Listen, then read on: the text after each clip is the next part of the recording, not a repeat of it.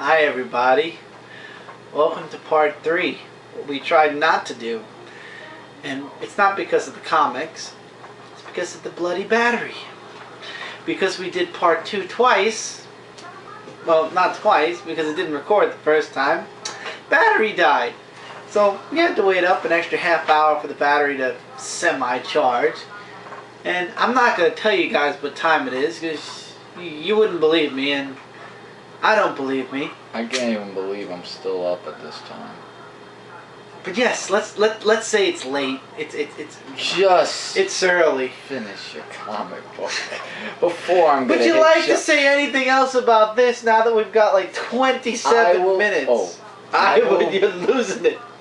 I will be doing an in-depth review on Dark Avenger Inc. fully of Punisher Warzone, all 5 issues of this miniseries. I think I'm going to do, if nobody did, I got to check to make sure, Marvel Universe versus the Avengers. Yeah. It was a really good book. Yeah, but guys, check this out. Great issue. Can't wait to see what happens in the next issue, and just look forward to the in-depth. And that's all I got to say. With the hat and shirt, Punisher for the win.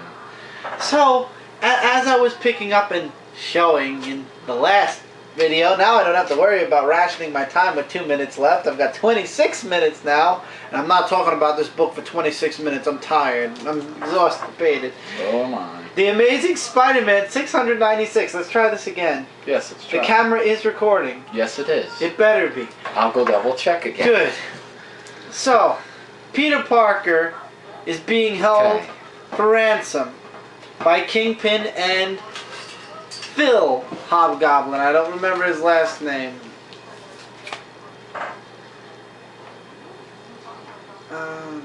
Yeah, Phil Eric. However, and Madam Web is having a seizure. So apparently she's possibly dying, and all she keeps saying is, "I'm sorry, Peter.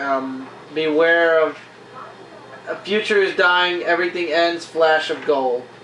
Pete's still got like the massive brain problem with the spider sense, and Robert Kingsley shows up. I believe Kingsley. I'm just gonna call him Kingsley because I'm not too sure. Kingsley shows up as the original Hobgoblin, goes back into his regular uniform. Bada bing! The original Hobgoblin is back, and he's now going after Phil Urich. And obviously, he finds out who Phil Urich is because he tracks his old Hobgoblin costume back to his apartment. Does some observing, knows that he's in love with Nora, is going to use Nora against him, etc., etc., etc. So, Mr. Modell gets an email, I believe it's an email, from Hobgoblin saying, "We have Peter Parker held hostage, he has a suitcase, we want it, bring it to us or else he dies." He opens up Pete's locker and sees a bunch of Spidey stuff. And he ignores it. He finds the suitcase, goes in, he goes running for it. We find out what the Flash of Gold is, possibly, of what Madam Web is talking about. We all know it's Doc Ock. Let's just get that out of the way. Max Modell shows up. Pete breaks free because he sees that Max is trying to somehow weasel a lie out saying Spider-Man's watching, but everybody can tell he's basically bluffing. And just as we find out what was in the suitcase, which is the Goblin key, so to speak, which is basically a key that'll open up all of Norman Osborn's most valued assets. Kingsley shows up, the original Hobgoblin, and the fight between old and new Hobgoblin commences. And the fight is epic, of course. Max and Pete escape, Pete using his webbing, which Max smuggled in. And obviously because Pete is Spider-Man... So he knows he's Spider-Man? No, he doesn't know he's Spider-Man. But he said that since he helps modify and build things for Spider-Man, he probably knows how to use it. And duh, Pete's Spider-Man. So yeah, he does know how to use it. And he uses it to hook one of the Goblin gliders and crash the Hobgoblins into the machine. And Pete's spider sense is no longer infinitely tingling. So him and Max Modell basically make a quickie escape. However, they escape with the Goblin key, because Pete uses the web shooters to snag the Goblin key. Max puts it in his pocket or holds on to it. And basically the Hobgoblins put aside their differences to chase after Pete and Max, who have the key to be continued. Really not much happens in this issue, and I've only wasted about 3 minutes talking about it. I like where they're going with the original Hobgoblin. It's late. And the new Hobgoblin, Phil and Kingsley, facing off against each other. I'm enjoying the Goblin more. I'm looking forward to the next issue even more, and I'm hoping there's talk about another Goblin possibly showing up. Could it be Norman Osborn? Probably not. We haven't seen Norman Osborn since Probably when? Probably going to be a new Goblin. When we haven't... Since the Siege of Asgard. That was the last time we saw him. Before the Dark Avengers. No. Ever since his face was painted with the goblins. Right. Yeah, that was there. It's been a good year or two since we've seen Mr. Norman Osborn. It's about time maybe to reintroduce him as the Green Goblin. It might be, or maybe someone else, because different people. So I like this cover. I don't know if it's supposed to be sideways, frontways. I don't know. See? I mean, because if you do it sideways, it looks like they're going at each other sideways. If you do it frontways, it looks like he's going up, but he's going down. So it's up, down, left, right ways. Just do it this way. Whatever. It's a whatever. So way. I definitely am enjoying Spider-Man. I'm more apprehensive to seeing what's going to happen in 700. I mean, whether it be Doc Ock arms, or he becomes the new Master Web, like Madam Web, the male version of Madam Web, or something. Somehow, Peter Parker is going to get written out of Spider-Man for X amount of time. We all know he's going to come back as Spider-Man. Let's all face it. Nobody can portray Spider-Man too long because, you know, eventually, whether it be Dan Slott, the writer after him, or the writer after that person, they're going to bring Peter Parker back as Spider-Man. I hope so. So, I mean, rumors and everything are floating around that the new Spider-Man, because Dan Slott slipped, I don't know if he slipped everybody or if he purposely did that to get everybody's hopes up to go, ha, when the first issue comes out. But let's pretend he slipped, and it is Miguel O'Hare from Spider-Man 2099. Remember, when the series began, they claimed that Spider-Man 2099 took place after the Heroic Age. After AVX, we've left the Heroic Age now. We were just in the Heroic Age. The Heroic Age took place right after Siege of Asgard and went all the way through until AVX. Now the Heroic Age is over and we're going into Marvel Now. The Marvel Now Age. Which has no title for the superheroes. So, technically, we're going into the 2099 world without it actually being 2099. And they actually, during Time Storm, in 2009, wrote off 2099 as it's not the definite future of Marvel anymore. It was the definite future when it came out. But then due to changes and writers and everything else, they changed it to it's a possible future now, not a definite future.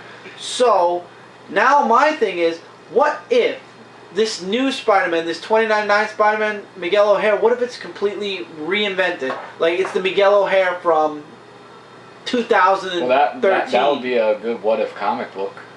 No, it's not a what if comic. I'm saying what if you can't go to 2099 forward in time and drag Miguel O'Hare back to the present, our present at this time. They did that with the Spider-Man where Peter Parker met Miles Morales. Yes, but in the Ultimate. But universe. they didn't. But neither of them stayed in the same universe. I understand, but it was the future where Peter Parker was dead. It was the universe. No, it was the universe. It's different. In this case, you can't grab Miguel from 2099 and bring him to the year 2014. You can't do that. Because it's going to screw up the timeline in the future because he's going to disappear for X amount of time. Marvel is known to go forward in time and back in time, and they might do something. I mean, don't get me wrong. They might just go forward in time, grab him from 2099, and bring him to the present for a year or two, and then send him back. It'll probably be a portal that he goes into this future, and like the present. Or Pete brings him. No, here's what I think. I think there's going to be a portal One of the villains are gonna do the portals, because you know that. And then the Spider-Man 2099. Definitely check this out, by the way. It's really good. Yeah. Series leading to 700. Yeah, that he'll just fall into the portal to the present time, and then a year happens. Then they're gonna find a way of how to bring Spider-Man 2099 back to the future where he belongs. And Pete comes back to being Spider-Man. No, Peter Parker can't be Spider-Man because Spider-Man 2099 is gonna do all the work, and then wait. And then work on the portal. You know what I'm getting at? No, I have no freaking clue where you're going with Peter this. Parker will work on the portal. Are you drunk? No. Peter Parker, if he works on a portal to get him back to the future, then that leaves Spider-Man 2099 to save the world. While he works on a portal. My prediction is Miguel, makes sense. If they take him, whether they take him from 2099 or it's the current day Miguel O'Hare, he's gonna be Spider-Man for a year or two. The whole Dan Slott run and maybe a new writer's run. And then they're gonna somehow write him off, send him back to the future, or he's gonna go off somewhere in the present and disappear. And Pete is gonna go back to being Spider-Man. You can't keep Peter Parker. Isn't that what I just said? No, you didn't. You went around with portals and everything else that put me to sleep practically.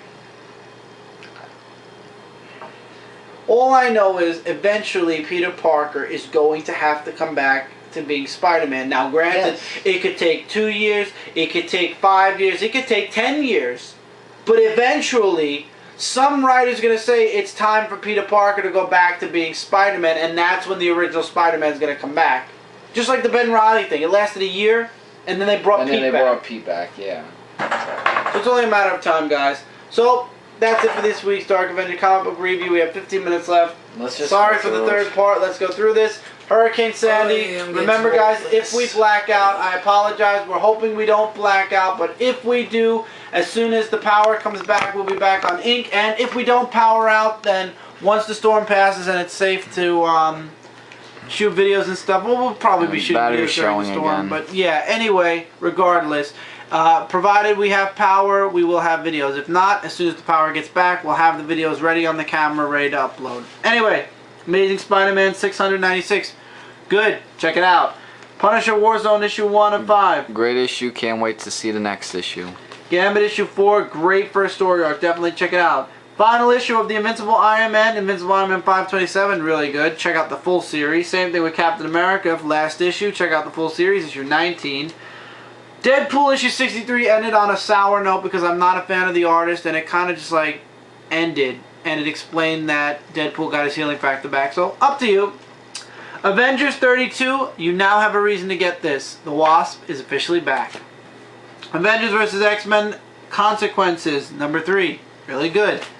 Wolverine 315, pretty good. Leave it up to you guys. Astonishing X-Men 55, can't wait for issue 56 just to end this story arc. Wolverine Max is a throw up in the air, toss up in the air. It's up to you guys. And if it's a short week, I'll be buying it. If it's not a short week, I'll probably be passing on it. Red Lantern 13 was pretty good. Definitely the strongest out of this whole month's worth of Rise of the Third Army. One of the stronger ones. Justice League Dark 13. Good issue. Can't wait to see what annual is going to be next for Justice League Dark. And Superman 13 has me now officially, and I'm not joking this time, and I'm not going to hide it behind the camera or anything, but after issue 13, it officially has me considering officially dropping Superman. I already didn't buy the annual for next week when it comes to Action Comics, so officially I am debating dropping Superman once and for all. Seriously, no joke this time, and no hiding the truth about me buying it behind the camera, behind, what do you call it, without reviewing it or anything. I'm seriously just considering. That's it. I think that's it for me in a lot of the DC world, because I don't like all these revamps. Now don't get me wrong, I'm all for the new comics, but when you completely turn things upside down, inside out in less than a year, yeah, there's a problem there. I mean, you want to see new stories, but at the same time you don't want to see something completely rebooted and revamped and retold, especially when you're used to the classics.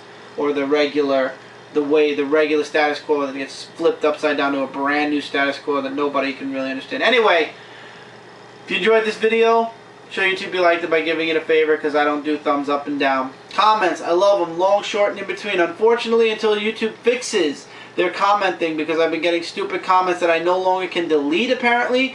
Comments are going to be approve only, so I will approve everybody's comments. Don't worry. This is just for those 1 or 2 stupid people that, unfortunately, until YouTube fixes, I can't get rid of their comments now. So I have to approve or ignore the comments for now until they fix it. When they fix it, I'll go back to having comments open again. So if you see a comment, don't post it more than once. I'm doing it approve.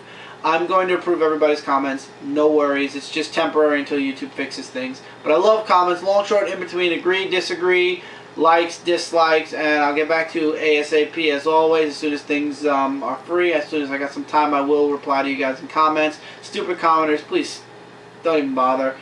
Anyway, there's a sub button above this video. If you haven't already, and especially for Dark Avenger Inc., if you haven't subbed already, definitely go to that page and click the sub button on this page, because I have a lot of videos I'm planning out, so you're not going to want to miss that.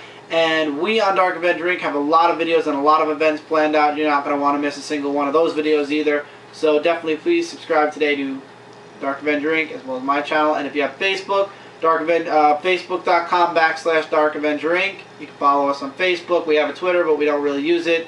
The Facebook is where we post most of our news articles and stuff like that. Take care, everybody. See you guys really soon in another video. Keep reading, keep collecting. Alright, later, guys. Later, everybody.